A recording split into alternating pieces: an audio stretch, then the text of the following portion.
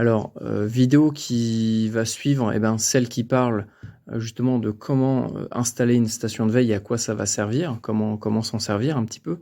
Maintenant, nous allons voir, eh ben, toutes les fréquences que nous allons, eh ben, programmer, sur notre radio. Donc l'idéal, à mon avis, sur toutes l'idée, ça serait vraiment que sur toutes les stations de veille, on puisse, eh ben, veiller le 121.5 en AM. Donc cette fréquence, encore une fois, je vais faire un petit rappel, à quoi elle sert? C'est une fréquence d'appel de sécurité et de détresse aéronautique. Donc c'est-à-dire que tous les aéroports, tous les avions, et même certains bateaux, que ce soit civils ou militaires, veillent le 121.5 en AM. C'est une fréquence mondiale que vous allez pouvoir, retrouver n'importe où dans le monde, hein. C'est-à-dire que même en Chine, les avions, ou les bateaux vont lancer leurs appels de détresse sur le 121.5 en AM. Donc ça, c'est vraiment l'indispensable à programmer sur sa radio.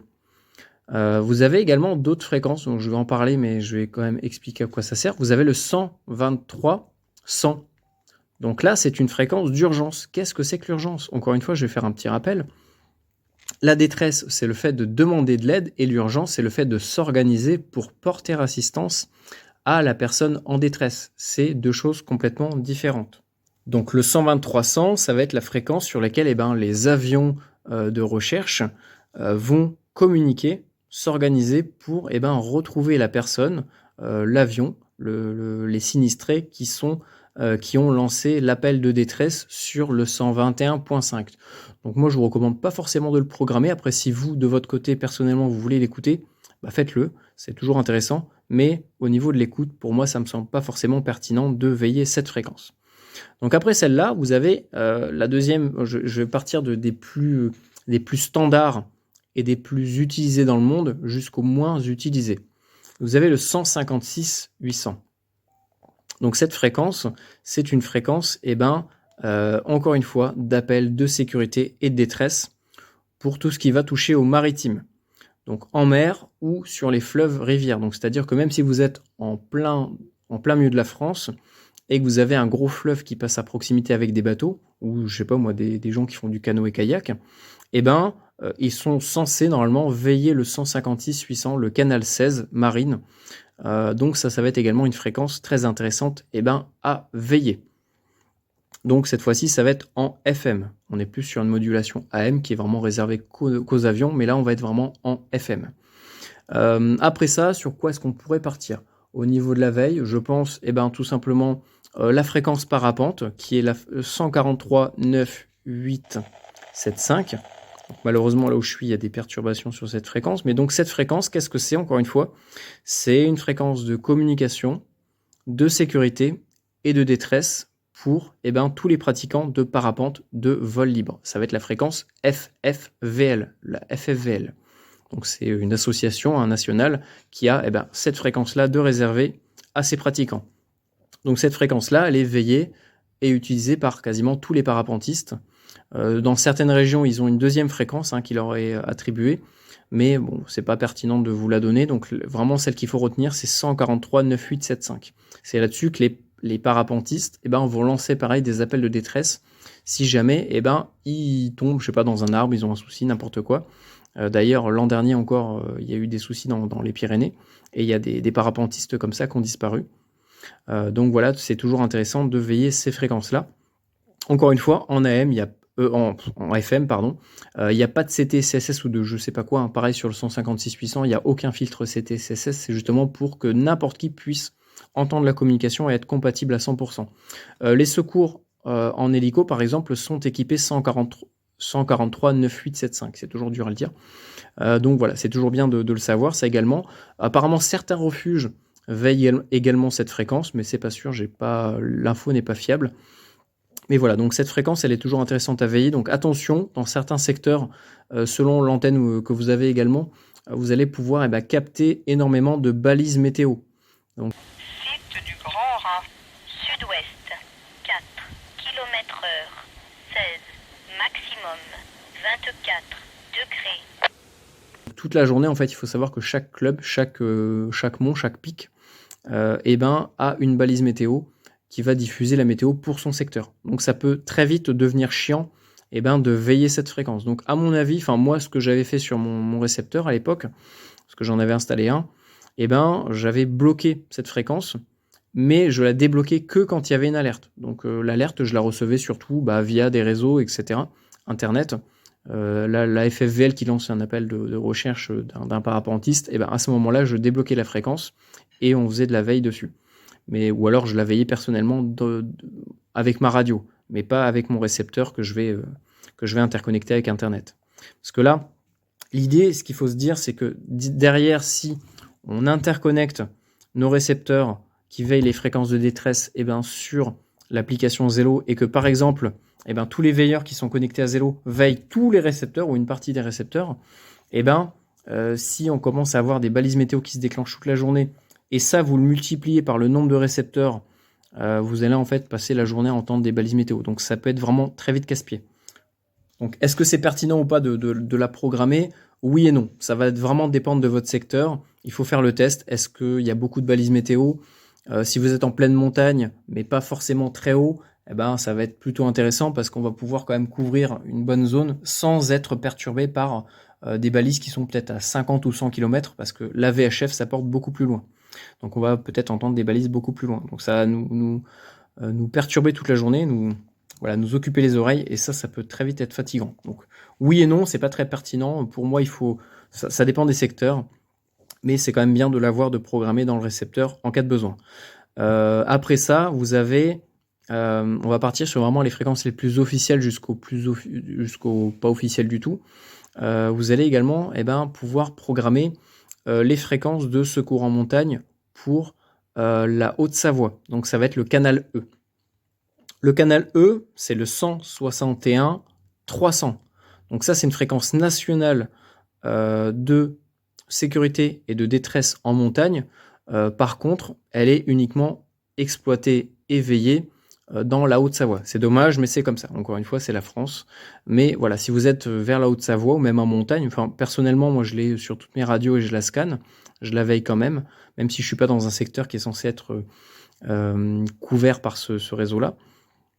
Je me dis, on ne sait jamais. Peut-être qu'il y a quelqu'un qui a pris sa radio et qui, dans le désespoir, lance appel sur cette fréquence. Ça me permet quand même de la veiller. Donc, il faut savoir que la particularité de ce canal-là, du canal E, donc c'est le canal Emergency, c'est que les postes portables doivent régler la tonalité 123.0 en émission, donc la tonalité CT-CSS qu'on appelle également PL. Donc ça, vous allez devoir la régler en réception, donc 123.0 en réception, puisque vous allez être le poste récepteur et non pas le poste émetteur. Donc les portatifs, des pratiquants, des professionnels de la montagne, des secouristes, eux vont régler le 123.0 en émission et pas en réception pour vraiment être ouverts à toutes les communications radio. Par contre, nous, l'idée, ça serait de le programmer en réception pour justement éviter d'être perturbé. Parce que ça, ce sont des fréquences qui sont également, je ne sais pas exactement comment ça a été réparti, mais on risque peut-être que dans certains secteurs, on va peut-être retrouver, je ne sais pas moi, une entreprise qui va se caler sur cette fréquence-là, puisque cette portion-là, à partir de 150 à 174, c'est réservé aux professionnels. Donc on va retrouver des entreprises, etc.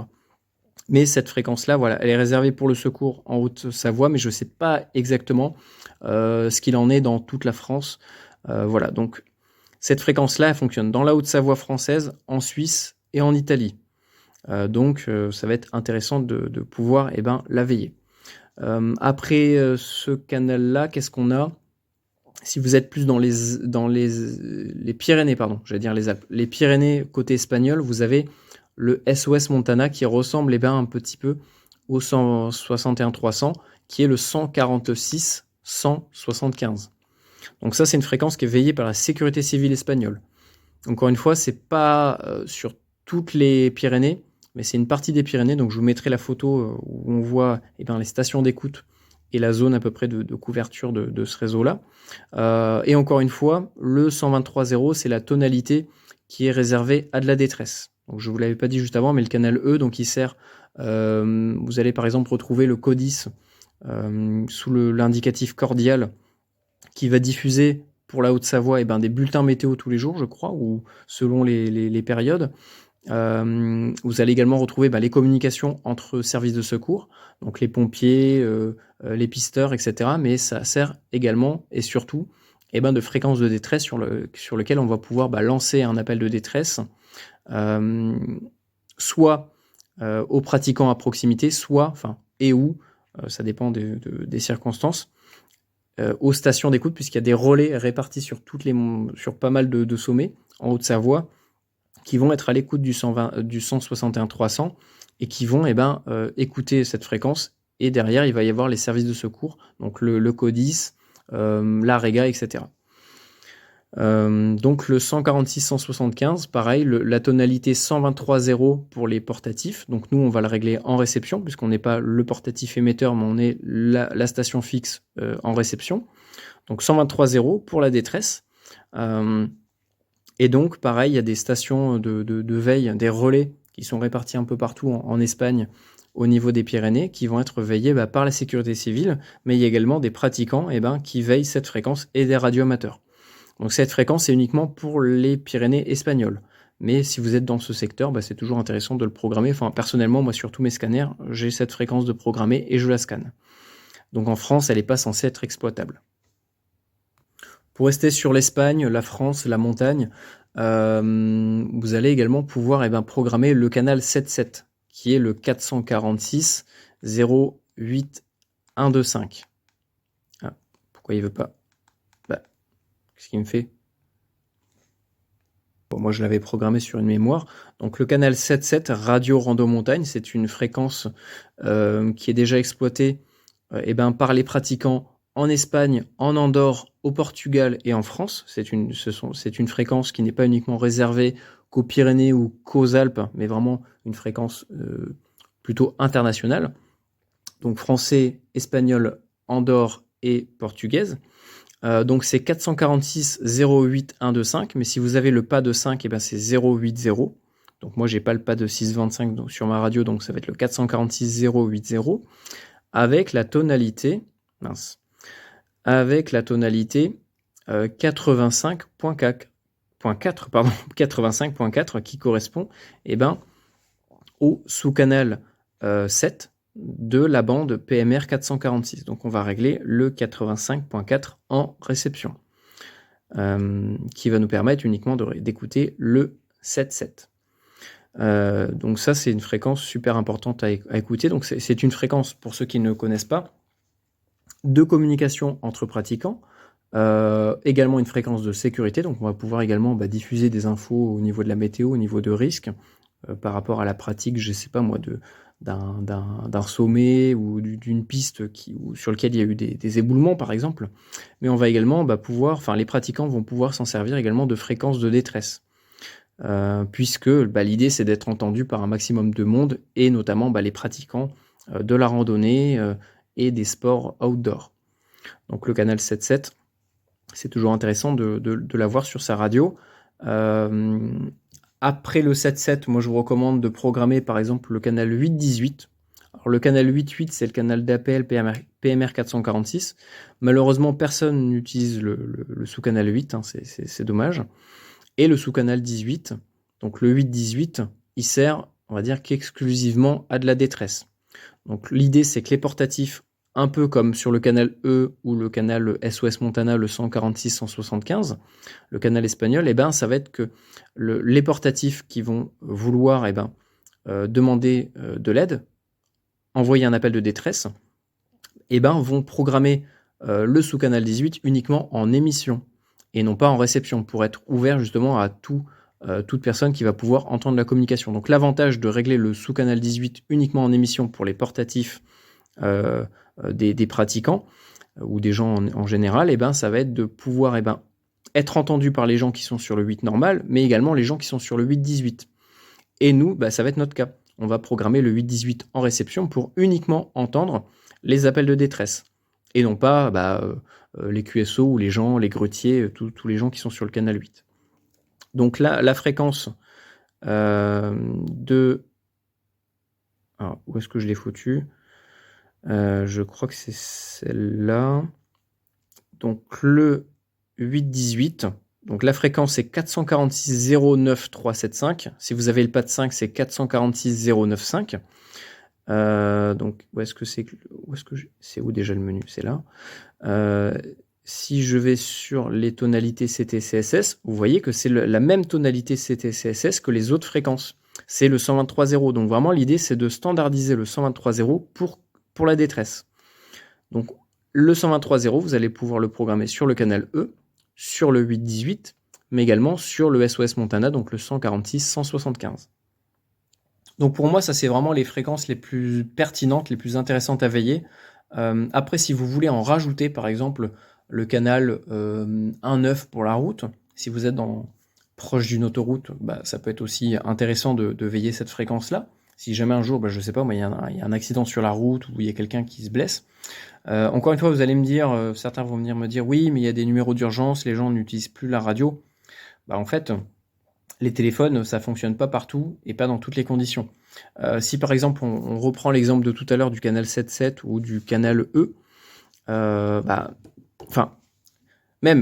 fait de dire ça voudrait dire qu'en fait, dans le monde entier, il y a des fréquences standards pour de la détresse, mais ça servira à rien parce qu'il y a des numéros de téléphone. Il faut savoir que dans certains endroits, que ce soit en montagne ou en mer, ou même dans d'autres zones, le téléphone ne passe pas, tout simplement. Ou alors on n'a plus de batterie, ou alors on l'a cassé parce qu'on l'a fait tomber dans l'eau. Donc l'idée, c'est justement qu'en dernier recours, les gens puissent utiliser la radio pour de la détresse et demander de l'aide. Et donc, ça semble totalement pertinent de veiller, nous, de notre côté, à notre niveau. Donc, imaginez, là, c'est rien. Imaginons, il y a une seule station de veille, la mienne, qui est en France. C'est pas intéressant. J'ai très, très peu de chances de recevoir un appel de détresse. Mais si ce genre de petite installation que je vous ai montré tout à l'heure, un petit récepteur à 10 balles que j'ai acheté sur le marché aux puces, un câble à 1 euro et une carte son USB à 1 euro avec un vieil ordinateur, si on multiplie ça par le nombre de veilleurs qu'on est au sein d'FCF dans toute la France, là, je peux vous dire que ça, c'est super pertinent. Avoir une cinquantaine ou une centaine de stations de veille comme ça, qui veillent en permanence toutes les fréquences de détresse VHF et UHF en France et en Europe, là, je peux vous jurer que si on recroise toutes ces données-là, toutes ces infos-là, c'est vachement plus pertinent. Et ça apporte beaucoup plus d'infos intéressantes au service de secours. Et là, on joue vraiment un rôle super essentiel. Parce que ça, aujourd'hui, ce rôle-là, il est joué par qui? Aujourd'hui, les radioamateurs, faut pas croire. Beaucoup de gens même les PMRistes, je dis les radioamateurs, les PMRistes, les CIBistes, etc., il y a quasiment personne qui veille en permanence ces fréquences-là. Donc, qui les veille? Il y a que les avions, les aéroports et peut-être les services de secours, je sais pas moi, la Marine nationale. Mais à part eux, il y a personne en fait. Il y a personne qui veille ces fréquences. Et donc, le temps qu'un avion contacte une tour de contrôle qui, elle, va appeler le numéro réservé aux appels à la détresse aéronautique, le temps qu'ils se mettent en alerte, qu'ils fassent des relevés, qu'ils commencent à localiser l'endroit, en fait, il y a des fois peut-être 3 quarts d'heure qui va s'écouler. Alors que nous, si on a notre récepteur devant le nez, qu'on peut avoir l'historique des communications et qu'on est partout, parce que c'est ça aussi qu'il faut comprendre, c'est qu'il y a certains endroits où il n'y a pas des aéroports tous les 10 km. Et si dans ces zones-là, il n'y a pas de station de veille, en fait, si quelqu'un lance un appel de détresse parce qu'il n'a pas son téléphone, parce que le téléphone est cassé, il va appeler dans le vent, en fait, et ça servira à rien. Et c'est justement là où c'est pertinent, c'est que nous, on peut s'étaler partout et on peut écouter chacun individuellement ou de manière collective. Ces fréquences-là, via des petites radios, vous voyez, un réalistique, ça vaut rien aujourd'hui. Sur eBay, j'en avais vu à, je crois, 40 balles, des remis à neuf, vous en avez à 40 euros des réalistiques. Avec ça, vous pouvez déjà scanner le canal E, le parapente, le 121.5, la VHF 16, le SOS Montana, enfin bref, vous pouvez scanner plein de fréquences. Et l'idée, c'est d'apporter de l'information supplémentaire de celle qu'il y a déjà. Encore une fois, souvent, je vous jure, je discute régulièrement avec des gens qui sont pompiers ou au sein de la sécurité civile. Lorsqu'il y a un déclenchement d'une alerte de quelqu'un d'une détresse, tout simplement, quelqu'un qui est en détresse, ni plus ni moins, souvent les informations manquent. parce que bah, la personne ne sait pas tellement où elle est, on a du mal à la localiser, on ne sait pas vraiment qui c'est, qu'est-ce qu'elle a, parce que la communication était brève. Donc justement, notre rôle à nous, c'est pas de jouer les secouristes. On n'est pas les pompiers, on n'est pas tout ça, on n'est pas un service, on n'est pas la marine nationale, on va pas lancer des hélicoptères, on est d'accord, parce qu'il y a une balise de détresse qui s'est déclenchée. Mais à notre niveau, avec un simple récepteur, fixe ou même portable, eh ben, on va pouvoir intercepter ce genre de signal et le localiser. Et très vite, eh ben, alerter les secours compétents et les aider. Et vous avez beau dire que ça ne fonctionne pas, je vous avais fait une vidéo là il n'y a pas très longtemps d'une intervention qu'on avait eue en 2019 dans le département 34, aux alentours de 7, où justement, eh ben, il y avait une balise de détresse qui s'était déclenchée sur le bassin de Thau, et le sémaphore de 7, hein, c'est la marine nationale, et pourtant ils ont plein d'antennes partout, et ben malgré ça, eh ben, ils n'ont pas entendu la balise. Et il y a nous, c'était avec notre petite discone et notre scanner Uniden, donc d'ailleurs c'était celui-là qui l'avait reçu, et ben on a réussi à recevoir cette balise-là, on a réussi à la localiser en 20 minutes. On est parti en vélo, encore une fois, c'est avec nos moyens à nous. Moi, j'avais pas le permis à l'époque, j'avais pas de véhicule. Bah, j'étais parti en vélo avec un autre collègue s'était posté à un autre endroit. On avait réussi à la localiser à peu près précisément. Et on avait réussi à contacter le sémaphore de 7 pour leur donner l'information. Et comme ça, ils ont su qu'il y avait une balise de détresse qui s'était déclenchée pas très loin de leur position. Et ils ont pu lancer tout simplement la SNSM, donc les services enfin c'est une association de secourisme en mer. Voilà, c'est des bénévoles. Et ben ils ont réussi à localiser beaucoup plus rapidement la balise et ils ont réussi à la trouver.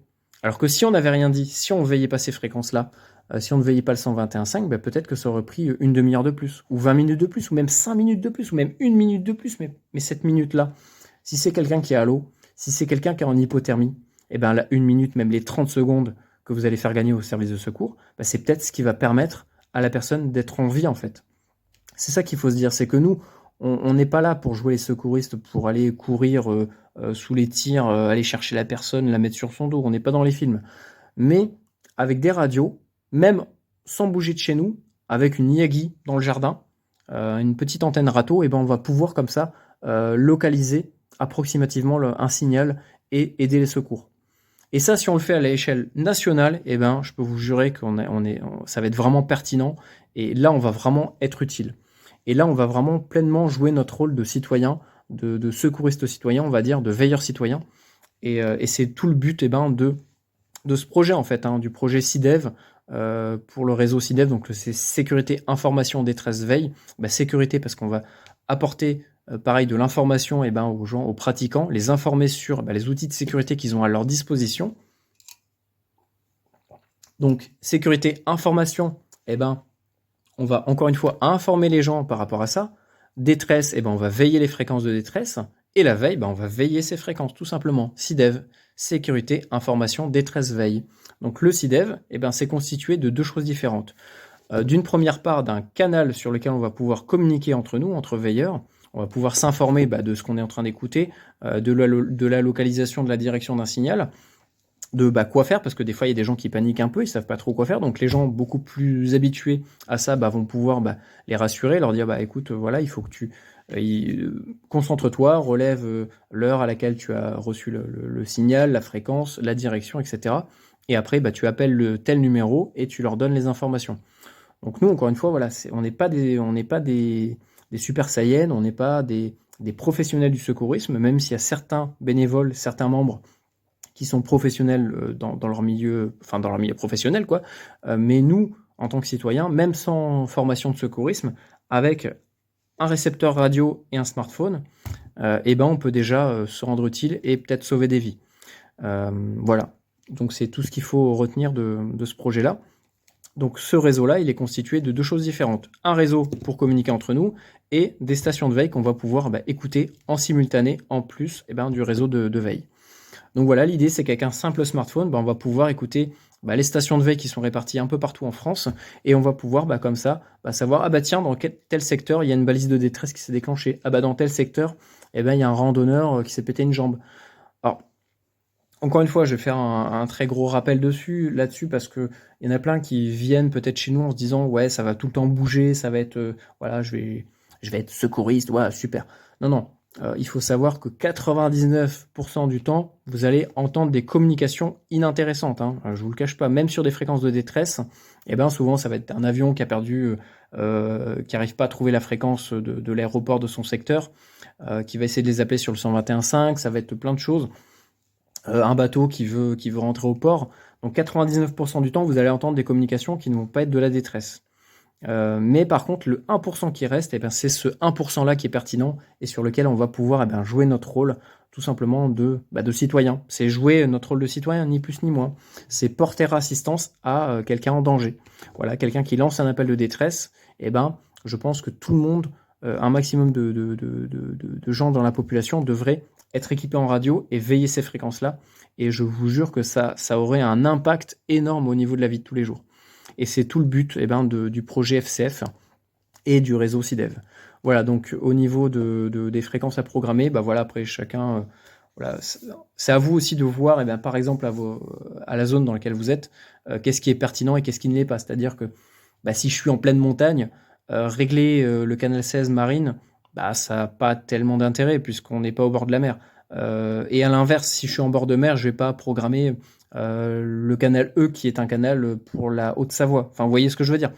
Et si je suis en France, je vais pas programmer un canal espagnol. Et si je suis en Espagne, je vais pas programmer des fréquences françaises. Même si c'est toujours bien de les avoir, c'est beaucoup moins pertinent. Donc après, c'est à vous de trouver, de moduler un petit peu tout ça, de trouver qu'est-ce qui correspond le mieux à vos attentes, à ce que vous voulez mettre à disposition, à votre budget, à votre matériel. Enfin, c'est tout ça qui va rentrer en jeu. Mais voilà, là, l'idée, c'était vraiment de vous donner, de vous aiguiller dans comment est-ce que ça fonctionne et dans qu'est-ce qu'on va pouvoir écouter, qu'est-ce qu'on va pouvoir programmer, comment est-ce qu'on va le programmer. Puis après, voilà, une fois qu'on l'a programmé, on lance la radio en scan et puis la radio, elle va scanner toute la journée et on va pouvoir écouter tout ce qui se passe et on va pouvoir comme ça intercepter des signaux intéressants. Voilà, ça c'est quelque chose qui s'est un peu perdu, hein. C'est-à-dire qu'à l'époque, quasiment tous les radioamateurs, c'était même les radioamateurs qui par exemple, recherchaient des bateaux perdus en mer. Aujourd'hui, vu que ça c'est les services de secours comme la Marine nationale ou la SNSM ou ce genre de choses, ou le CODIS ou la REGA, ont un peu repris la relève par rapport, enfin on va dire que les services étatiques ont repris un peu la relève au niveau de la veille de ces fréquences-là, mais que de base, en fait, c'était énormément de gens, des simples citoyens qui veillaient ces fréquences-là. Et c'était grâce à eux qu'on arrivait justement à localiser à retrouver des bateaux qui étaient perdus en mer. Aujourd'hui, ça s'est perdu parce que on vit dans un système, dans un monde où c'est du pré-mâché et on nous infantilise. Et justement, le but également d'FCF, c'est que, on se reprenne en main en tant que citoyen, qu'on se réorganise et qu'on crée des projets pertinents à notre niveau à nous. Je dis pas qu'il faut faire un truc de fou, mais rien qu'avec ça, déjà, vous pouvez aider des gens. Et il faut revenir là-dessus parce qu'on n'est pas des enfants, il faut arrêter de nous infantiliser. On a un rôle à jouer et tous ceux qui vont vous dire que ça ne sert à rien, c'est totalement faux. La preuve, encore une fois, je vous avais fait des vidéos là-dessus.